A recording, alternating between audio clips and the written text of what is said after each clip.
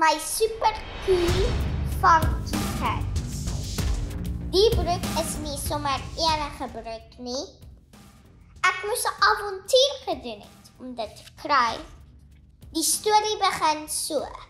Ek het deelgeneem aan 'n veldwedloop. Dit was baie opwindend. Ek het soos 'n superheld vinnig gehardloop. Ek het oor boomwortels gespring en om modderplasse gehardloop. Ek het soos Bear Grylls gevoel. Net toe ek dog ek was Bear Grylls, struikel ek op die enigste stukkie sement op die roete. Ek het my knie oopgeval. Die bloed het geloop.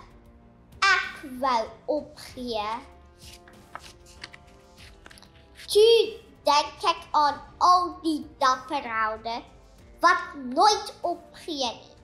En mamma het getroos. Ek het opgestaan en begin loop en hardloop.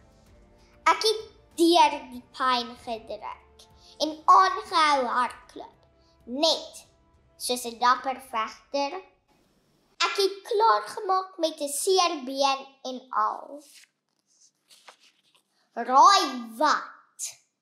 My mamma het hierdie swart luiperd funky pants vir my gekoop. Ek kan in dit hardloop, swem, fietsry en gimnastiek doen. Hierdie spesiale broek herinner my dat ek is dapper en nooit opgee. Dankie dat julle van my storie geluister het oor my super cool funky pants.